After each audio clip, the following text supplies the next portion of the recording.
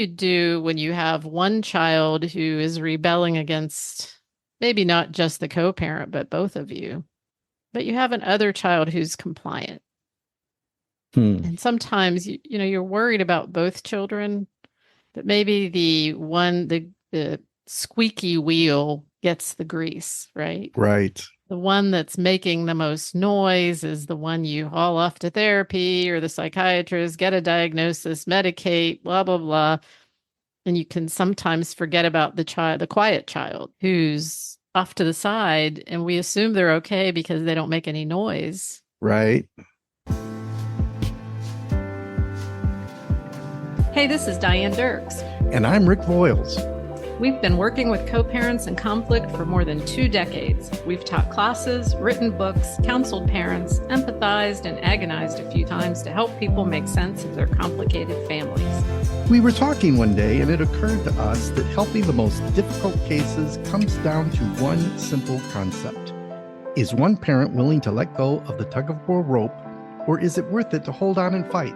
So we invite you to take this journey with us each episode as we tackle the questions, should you hold on or let it go? Welcome to Co-Parent Dilemmas, where we give you practical solutions to those impossible co-parents. Hi, Diane. Hello, Rick. Are you warm? Oh, my goodness. I am trying to be warm. This is Georgia's broken their contract. It's supposed to be warm and it's freezing and there's snow where there's not supposed to be snow. So you're going to sue Georgia? We're not on speaking terms. Breach of contract. Yes. Well, we are recording this. Let's see. I had a Hump Day Wednesday meeting today. Mm-hmm. People from all over, Northern California, South Dakota, in Georgia, and everybody was like, it is unseasonably cold. Everybody. Yeah, Wow. Even everybody. California? Yes. Like they Wow. had their first, like for a very long time, many years, for freeze warning, which was very Wow. unusual. Yeah. So, yeah, all over the place. It is a deep freeze, even at the beach. There Even was at the beach. snow on the beach last night. Oh, Snow. wow. My Well, talk granddaughter about breach tells of contract. my granddaughter tells me there's a Taylor Swift song called Snow on the Beach. Really? I had Huh. no idea. Me neither. Anyway, um, today, let's see, what's my good news story today?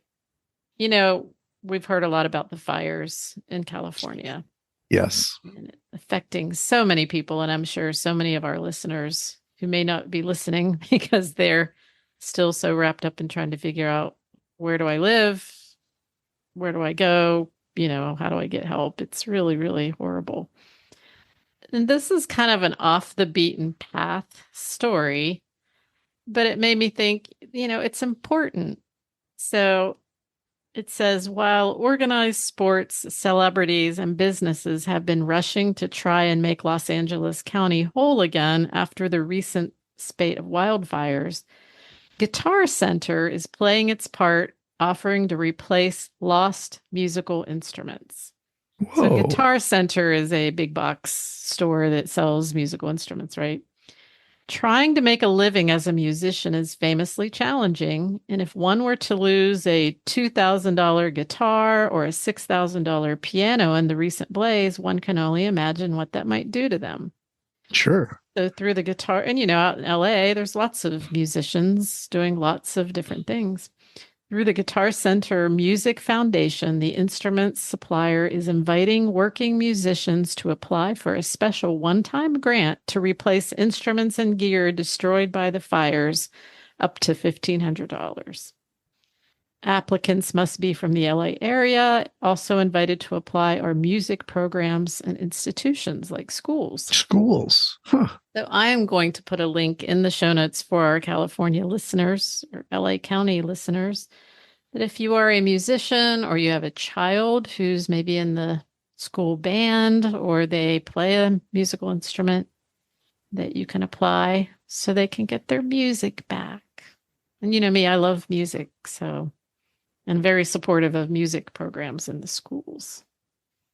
Yes, very That's good. very good news. I like to hear that Guitar Center said, maybe I can't feed you, I can't give you a car, I can't, build your house, but we can do our part to bring the music back. Yeah, especially if you're trying to make a living Yeah, at it. that Yeah. was awesome. Awesome. Speaking of Hump Day Wednesdays, if you want to be a VIP, what does it take to be a VIP, Rick? You have to be a very special person. Oh, and for us, it means a Patreon member. All of our listeners are very special Yes, people. they are. But if you want extra perks, Uh-huh. look in our show notes to go to patreon.com/CP dilemmas, and you'll find out for how to become a VIP for only $10 a month, which gives you access to our weekly Hump Day Wednesday groups, which are really, I think, helpful, but also fun Yeah. to have parents bring up things and the other parents tell them, hey, I have that same exact problem, which I think is Hmm. partly the appeal of our podcast, right? Just people listening Exactly. and saying, oh, yeah, I have that same question or I have that same problem. Consequently, not feeling so alone. So there's that. I also want to remind people something that I never do and may never do ever in the future. So why would I ask our listeners to do it? Uh-huh. Give us a good rating Uh, on your on your podcast platform. Why is that important for people to actually, even if you don't feel like taking the time to say anything, if you give us a right. 5-star rating, why is that important, Rick? Well, it bumps us up in the charts and makes it easier for those people that are looking for help to find us. Right. So the better ratings we have, the more we show up Hmm. in searches, on podcast searches. We've also got some exciting news that coming soon, you will be able to see our beautiful faces on YouTube. And some of us aren't so sure that's good news, but we're going to do it I'm anyways. kicking and screaming on the way to YouTube video. I even asked Rick today, can I just wear a mask? Uh-huh. Because if you were to watch the videos of our audio podcasts, Oh my goodness. it would be scary You could because we're see us not. now. And so, but we've been convinced by our production team that we need to go rogue. Yeah, Go yeah. video. Nobody's going to want to. No, I don't get it, Rick. I don't get it. Podcasts were created to do what? Audio. For people to listen Yes. because they were driving or they were walking or they were exercising or they were busy, I don't know, doing something with their children. And now you're going to sit and watch people Mm, talk? yep. I don't get it. But apparently I need to be brought into the 21st century 21st now. century. Well, I mean, I am 20, playing with the 24 years later after it began, I have to be brought yeah, into the I'm finally 21st catching up. century.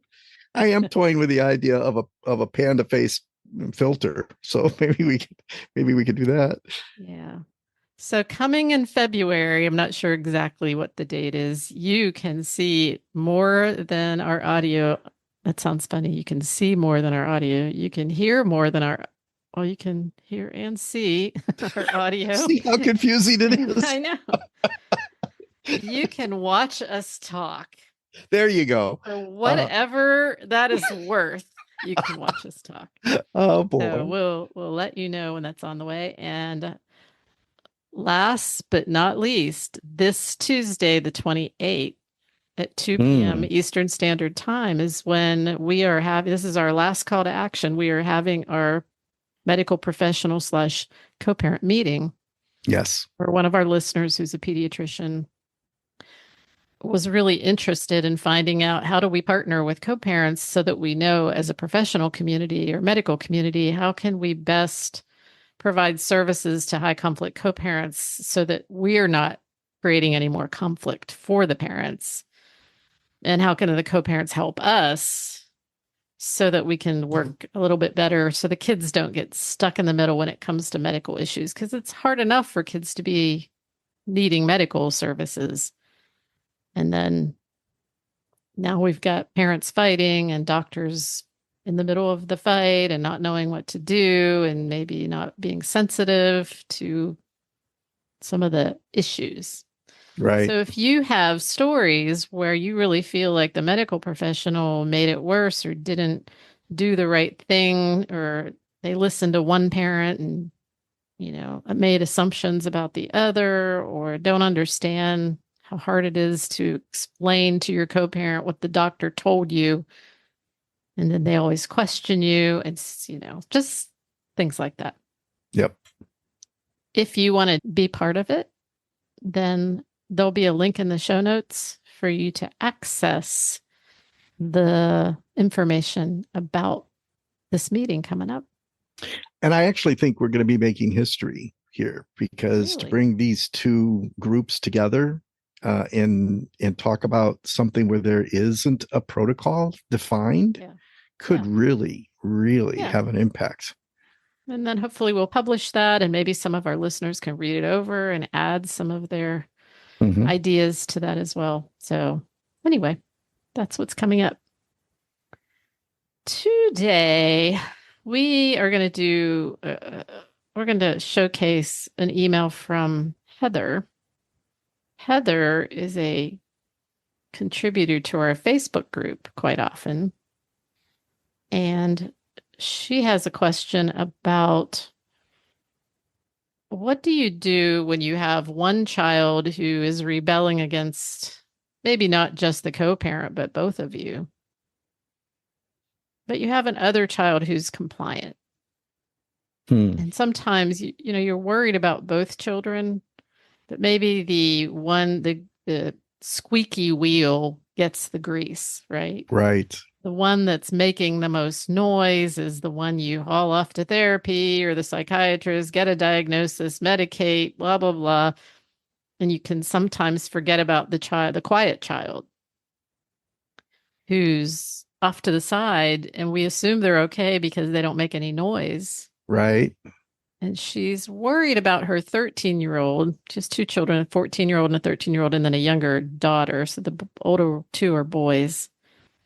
And the 14-year-old has been diagnosed with intermittent explosive disorder. Don't have a lot of experience with that as a therapist. It is a diagnosis in the DSM-5. If I remember correctly, it really is a diagnosis of saying, here's a child who may have some impulse issues, Yeah. not being able to control anger, intermittent, meaning it's not a constant problem, but, and again, I don't have enough experience with it to truly understand what triggers it, but it sounds like he and the dad get triggered by each other. And then things explode. For all I know, dad has the same diagnosis, Undiagnosed. undiagnosed. Yes, And exactly. they intermittently explode on one another. Yep. And my first question is this child that has this diagnosis in therapy, continuing to be in therapy? If so, what is that therapist suggesting that parents do? Again, not my area of expertise, so I don't have I don't have much to add to that as far as what are the best ways to deal with that. But I thought the most interesting part of her email, and really where her question lies, is how do I protect my younger son, who is the one who just sort of flies under the radar, maybe doesn't want to get in trouble, watches what happens to older brother and dad, and says, "Oh, I don't want any part of that. I better just mind my P's and Q's and hope I never have to deal with that." Yeah. She has recorded their explosions, has sent something to the authorities. A case has been opened in that regard. Um, she has received text from the 13-year-old while there expressing he's afraid when it's going on. Wow. He said, when I told him that despite him not wanting me to share it, I had to. So she did the right thing. She feels like her other two children are at risk when these explosions are happening. He and the 8-year-old sister are set to go back tomorrow. While my 14-year-old is with me and is refusing to go, the other two will be picked up. I'm not seeking a custody fight or seeking to use this in any way for myself. I'm just greatly concerned about the effects of my 13-year-old witnessing all of that. His reasonable fears about retaliation coming in one way or the other if his dad finds out. I think she means finds out about her reporting it Yeah. to the authorities. And because there's no safety plan put in place, him receiving even more emotional harm by being questioned or hearing narrative that may come from his stepmom and dad. So she's really worried about him being in the middle, what mom felt like she had to do, what the blowback is going to be if dad and stepmom find out. 14-year-old son says, I'm out, not going back. And he's probably thinking, well, good for Great. you. But now I've Yeah. got to, I've got to deal Right. the fallout of all of this mess. And she says, here's her ultimate question. How can I help insulate him or give him tools when he's likely already emotionally fragile from witnessing what he did? How do I help him? And she signed her email, thank you, Heather, a concerned and worried mom trying every avenue possible to just make sure my kids are okay. That was her last name. Okay. So, first of all, Heather, I hear you. I get you. I'm sorry that your family, your whole family, including dad, is dealing with this. What do we know, Rick, about families when one child in the family has been diagnosed with something like this? Oh, oftentimes, what my experience with clients, the child gets diagnosed and the other parent doesn't believe it and denies it and won't Sure. do anything to help in dealing with it. That's one possibility. Another possibility is that child becomes what we call the IP, the identified patient. Yeah. And I'm trained in family systems theory and approach, even though I do a cognitive behavioral individual approach, I think, but I always do that within the idea that every individual comes from a family, right? So what happens, the dynamics in families is, for all we know, this 14-year-old is reacting to other things going on around him. And the way I was taught, and the way I describe it, is families are like a mobile over a child's crib, over a baby's crib. You know what I mean by a mobile? Yep. Yeah. Those things that go around that make it amusing for your baby to look at and pay attention to. And it's good for their eye coordination to watch things and make them curious, but also keeps them quiet for a little while before, you can get to them, because it's fascinating for the child to watch these things go round and round. But what's really important about a mobile is every piece of that mobile is usually tied to a string or something that's of a certain size and weight, so that each piece goes around and round and round without it being too lopsided, right? Mm-hmm. When families operate even dysfunctionally, everybody must play their role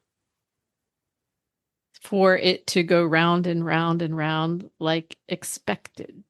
Yes. When someone decides, I don't like this family anymore, I'm out, or I'm not going to play that role anymore, what happens to the mobile if you remove one of the pieces? It does not, it loses its balance and it ends up being lopsided and Goes doesn't go around and haywire. around yeah. Haywire until such time you replace that piece to resume its role, or you readjust the other pieces in such a way that they have to rebalance. Divorce families are no different. They're more complicated, I think, and these things happen in two different homes. What makes them more complicated is assumptions abound. Oh, yeah. Even when you're in the same room witnessing an argument, you will not perceive things the same. But when you start playing the telephone game, especially with kids, dad said this, stepmom said that, mom reacted this way, and you're relying on kids' observations to tell you what happened, then the mobile just goes crazy, right? Because none of it makes any sense. Rebalancing it so that it feels okay again is really hard. So the IEP or identified patient will often get diagnosed as the problem person. But if you're not savvy enough as a professional to understand that he or she is reacting to the alcoholic dad and the disordered mom and the sibling rivalry and how many siblings are there, what's grandma's role and all there's multiple things. Now we're talking step parents. And if we focus too much on the child or the identified patient, whoever that is in the family, and not look at the whole family as a whole, we do not only the child a disservice, but the whole family a disservice. That's Yeah. why family therapy is so incredibly hard. Hey, listeners, the response to the daily devotional for frustrated co parents has been a pleasant surprise. The feedback I'm getting is that it helps to put co parent issues in a biblical context and provides an additional and more peaceful challenge to do right by the children. If you've not yet subscribed, you can do so by following the link in the show notes. An option for a 7-day free trial is available so you can test it out and see if this new start to your day gives you a little more peace about being a non-impossible. Because there's a lot of moving pieces. And for instance, an easy example is, let's say you do have an alcoholic parent in just an intact family, I'm talking divorced family. And as long as that alcoholic parent keeps drinking and his or her spouse keeps enabling and the children keep the secret, that Yep. mobile goes on just fine. Round and round. Yep. And from the outside, they look happy. Everybody's playing their appointed role. Even though the spouse may say over and over, I wish you'd stop drinking. I wish you'd stop drinking. I wish you'd stop drinking. And finally, the alcoholic says, I think I am going to stop drinking. Soon as that alcoholic stops drinking, what do you think happens? It throws things off balance. Mm-hmm. The spouse goes, what? Now what am I going to do? I have nobody to enable. Uh-huh. And then the kids don't know whether they're supposed to engage or not engage. And wait a minute, I don't know how. I thought this is one big secret. Now you're telling me something's different. What's going on here now? I don't get it. I don't know what to do. Now all of a sudden my alcoholic parent is becoming engaged in the family and that doesn't feel right. And, so as crazy as that sounds, it can quickly become way out of balance to the point where the spouse was almost begging the other person, the alcoholic, to start drinking again. Please. Here, I'll buy you. I'll buy you a drink. Just go back to where you were before. So I know my role. We're most comfortable when we know our appointed role, especially when it's what we've always done. So anytime there's a change in the family, like divorce, like anything, loss of a job, something that causes someone's role to be different, it stresses the family. And healthy families may have a week, a month, a year of things feeling a little out of balance until such time that things get rebalanced. Maybe we had to move. Maybe we had to get a different job with different hours, maybe, and then they get back to going round and round and round again. Divorce is huge because it creates two mobiles sort of on the same pole. Right. Yes. I don't even know what the analogy is for that because there's so many complex variations on that idea. Yep. Now we're adding the step parent and they all of a sudden they bring a heaviness to the whole thing and it's really weighted and all of that. We could really get into that analogy if we wanted to. So my first thought is I don't want this 14-year-old to be the focus necessarily of what's happening here. Does that make sense? Yeah. Oh, definitely. Yeah. So I want to say to Heather, first and foremost, I would want to talk to the 14-year-old and let him know you're the most vocal member of our family, along with your dad, but this isn't all your fault. She said he's no saint in all of this. Somewhere she said that. Yeah. You know, He's no son. angel. Yeah, he's no angel. No kid is, no parent is. I mean, we all have he is no angel in it. He is threatening, and he threatens and yells and swears at his dad. But quite possibly he does that because his dad does it back. They just both feel empowered. And, a 14-year-old is coming into his testosterone. Yeah. Probably for the next 3 or 4 years, he's going to have these bursts. So, and the whole I'm wondering, differentiation. don't all young teenage males have intermittent explosive disorder? Probably. Because we know what I do know about testosterone in young men is that it does come in spurts and you waves, and it can be okay 1 minute and then it can just sort of come on them. Women understand that. We understand how hormones can fluctuate and really kind of make you a little crazy, right? Well, I think boys go through a similar thing in a very different way. So I would want her to talk with the 14-year-old and say, listen, this is a family problem that has lots of moving pieces. Maybe explain the mobile concept to him. Just because you decided you didn't want to play this role anymore, whatever that role is, it means now we have to rebalance a little bit, and maybe that's good. So I don't want you to think you have to keep doing this to try to get a rebalance. Doing what? Keep doing the exploding. Gotcha.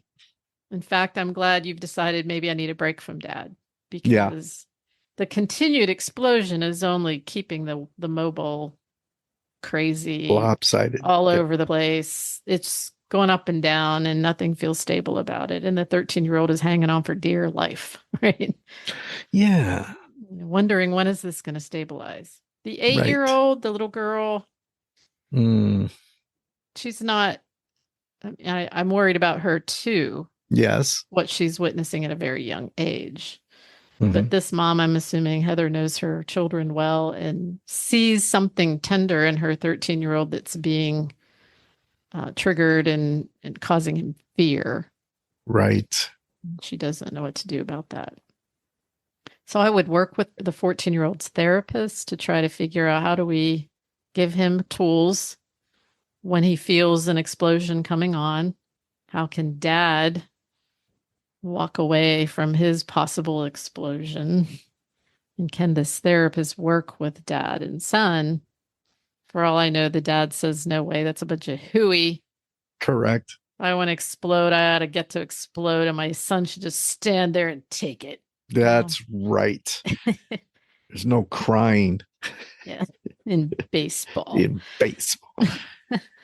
And if that's true, that's unfortunate, because this 14-year-old is just going to turn into an angry 16, 17-year-old. Right. So I think there's an opportunity here at age 14, before this kid gets a license to drive. Oh my goodness. Before he gets bigger. Right. More powerful. Before he gets angrier and more destructive. This is an opportunity for these parents, all three of them. Heather doesn't say if she's remarried, but all three of these parents to pay attention and say, okay, let's put the brakes on here and figure out how to best handle these explosions. And I don't know. We don't get to talk to dad. He may be very remorseful that he handled it that way and looks back and goes, yeah, it wasn't my best moment. But I wanted to make clarified. I wanted to clarify something here. You're not suggesting that the ex and the mom and the 14-year-old get into family therapy together. No. I'm saying they all access the 14-year-old's therapist. Yeah. To find out what a healthier role would be for all three of them.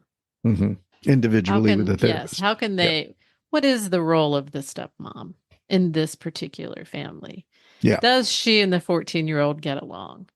Does the 14-year-old resent her for whatever reason? Mm-hmm. Does the therapist need to tell the stepmom, hey, back off a little? Mm-hmm. This isn't your issue right now. Maybe you just need to let dad and son, does mom need to do something differently?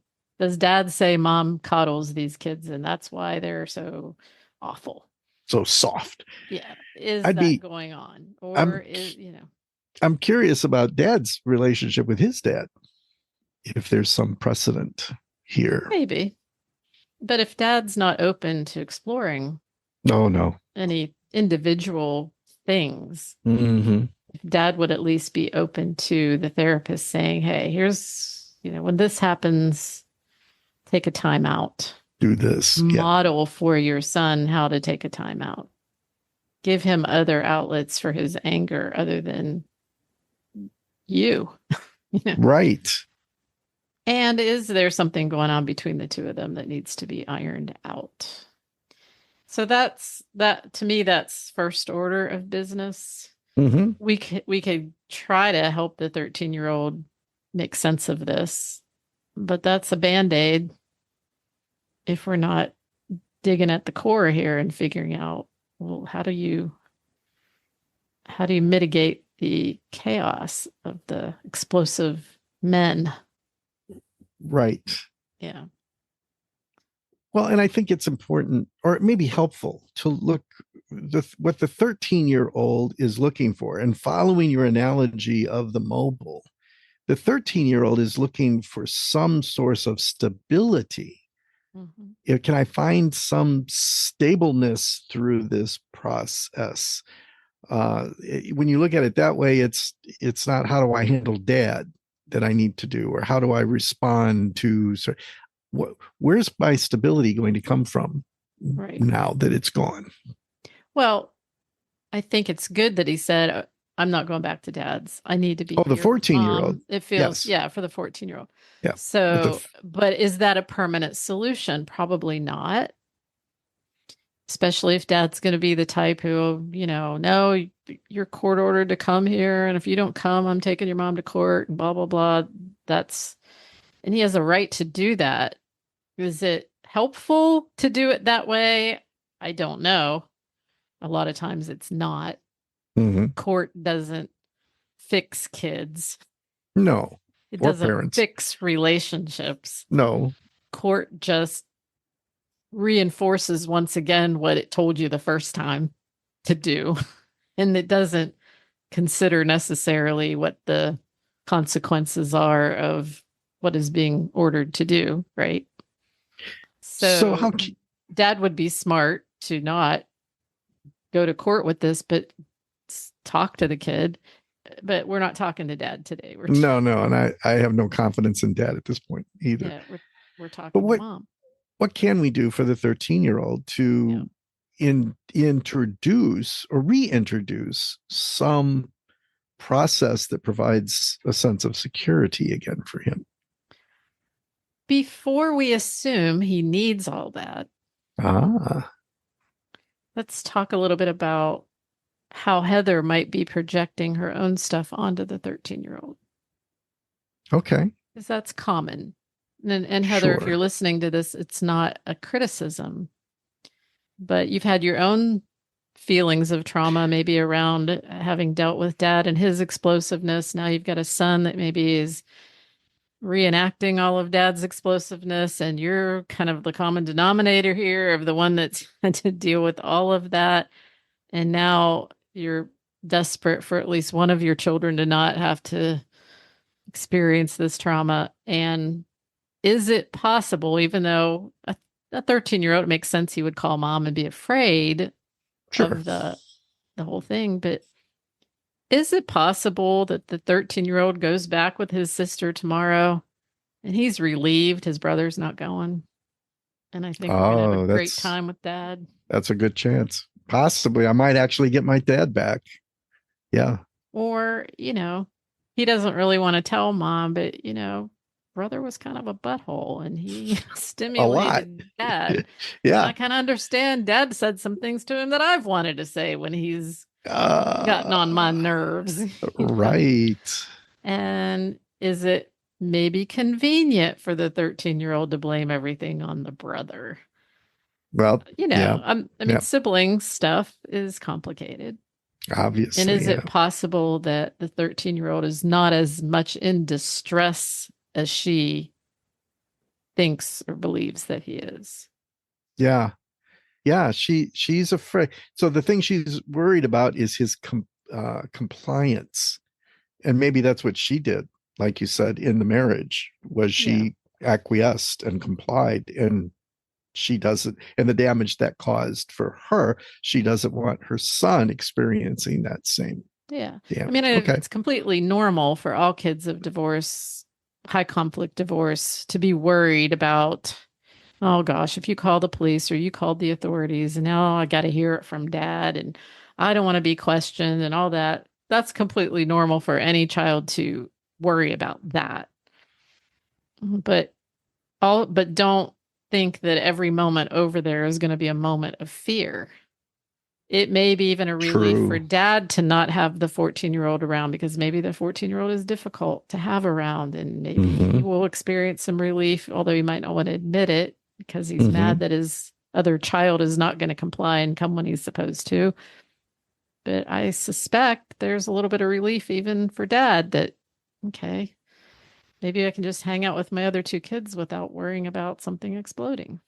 Yeah, that could be. Possible. Yep. Possible. So I want to say to Heather, really think through this before you get too worried about protecting the 13-year-old. Is I would Yeah. want to say to the 13-year-old, if your dad brings it up to you, you know, did your mom call the police or what'd your mom do? Empower him to say, Dad, I really don't want to be in the middle of it. Mm-hmm. If he can't say anything else to dad, we want all kids, every child of divorce out there, to at least be able to say to both of their parents, I don't want to be in the middle of this. Yep. You have every right to be able to say, I don't want to be in the middle of your conflict with mom. Please don't ask me to do that. Mm-hmm. It would be a pretty awful, horrible, insensitive parent who would force it out of them even after they said that. Right. Yep. I mean, you could try, but Why? what Yeah. does that Don't you? look like? Yeah. What is No. that? So it's in a way, it's okay to say that, and it's respectful to say that. It is not disrespectful. Even if your dad says, no, if I ask you to do something, you need to do it, and it's disrespectful if you don't tell me the information I want to know. And then the child just needs to say respectfully, I'm sorry, Dad. It just doesn't feel good to me. Mm-hmm. So that's all I really want her to do with the 13-year-old. She can't keep him at home. No. He and the 8-year-old don't have any reason to stay at home. They need to go because they're court ordered to go. And we Right. don't want to assume because this happened with the 14-year-old, the dad is now off the chain and going to be a horrible dad with the Mm-hmm. other two. That's No, not good point. typically how it Good point. works. Yeah. Or at least we don't have evidence for that yet. So maybe Right. mom's worrying too soon of what might happen. Yeah. And it might not. And I'm kind of glad that the authorities have opened a case so they can get in there and go, what's going on here? And dad can tell his story. The 14-year-old can tell his story, explain how it's just dangerous. I mean, teenage boys are strong Oh, yeah. and explosive, and they can hurt you. Mm-hmm. And you don't want your teenager going to jail for hurting you. So, No. so instead of looking at it as I'm creating more of a problem, I'm making the mobile go crazy. No, the 14-year-old has now been removed from the mobile for a time and getting maybe some work on his end. Maybe then the rest of the family members can kind of rebalance and then reintroduce the 14-year-old into the system in a more balanced way Yeah. so that some of the other members are taking more of the weight Hmm. so that we can lighten his load a little bit, if that makes sense. Yeah. Cool. So it's not a bad thing that the authorities are getting involved. So I hope that makes sense to Heather. I don't think you want to spend too much talking to him about, what to do if you feel really afraid when dad is around, because you're putting suggestions into the child's mind that there's something to be afraid of other than what he's already experienced. Right. He knows what he experienced. Let him talk about it. What was so fearful? Well, I felt like somebody was going to get hurt, and I didn't want to witness that. Of course not. Is there a place in the house you can retreat to? Where's stepmom when all this is going on? Yeah. Can you go be by stepmom's side? Can you go to the room where she is and just talk about stuff and try to kind of ignore what's happening in the other room for a minute? If it starts to feel like it's escalating again, what can your 13-year-old do to kind of take himself out of the immediate fray? Right. And then if dad tries to question you, teach him how to say, I'm not comfortable. I don't want to be in the middle. Yeah. Anything else that you think we ought to say about this? No, I think that's a good beginning for this. Yeah. There could be other things that need to be addressed that could crop up, but I think that's a great start. Yep. Yeah. So to summarize, talk to your 14-year-old, let him know that this is not his problem and his problem alone, but he has a part in it, and that every member of the family has a role and a part. Hmm. And I've done some things to kind of uh, upset the apple cart, so to speak. Yeah. But the goal is to realign it and rebalance it so that it's healthier for everybody. And that might take a little while, but I want you to partner with us in doing that. And it'll be good for you as a 14-year-old to partner with your family in figuring out how to do that, because I want you to have the experience so that when you're 18, 20, 25, you know how to do that. Sure. You know how to Yep. deal with this, right? As far as the 13-year-old, teach him what he can do to stay safe in the moments where it feels unsafe. How can he remove himself from the situation? Um, should he call her in that situation? Probably not, because she No. can't do anything from afar. That's why I say seek out the stepmom for some comfort, for some guidance, and then teach him how to say, I'm not comfortable being in the middle when dad pumps him for information about mom, or it sounds like that's what the child was worried about.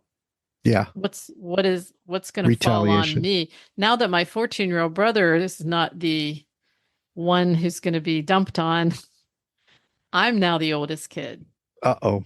What will he Next in dump on line. me? Right, I'm next in Right. line. It sounds like that's what he's a little bit worried about, and mom can say, I just, maybe have him write down some phrases he's comfortable with. Dad, I'd Hmm. just really rather spend time with you and have a good time this weekend. I don't want to talk about that. Hmm. That might be more comfortable for him to say rather than saying, I don't want to be in the middle.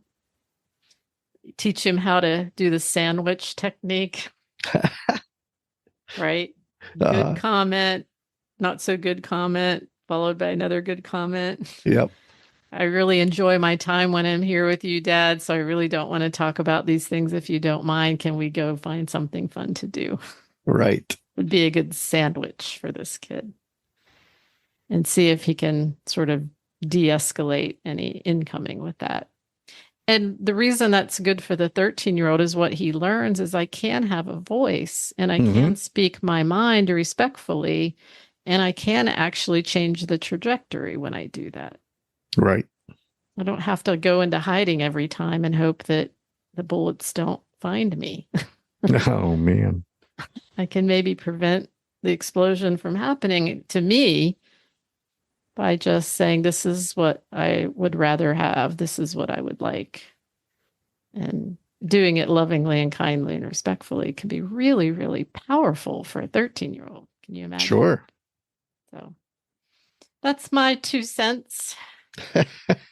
Very good. Okay. All right. Thank you so much, Heather, for participating as much as you do in our Facebook group. We enjoy that. And thank you for this question. It was an important one. Yep. All right. See you next week. All right. Bye-bye, everybody. Bye. The information contained in this podcast is generic. It must not be misconstrued as constituting legal or psychological advice. Decisions relevant to any specific individual, family system, or case require the direct evaluation of skilled, child-centered professionals.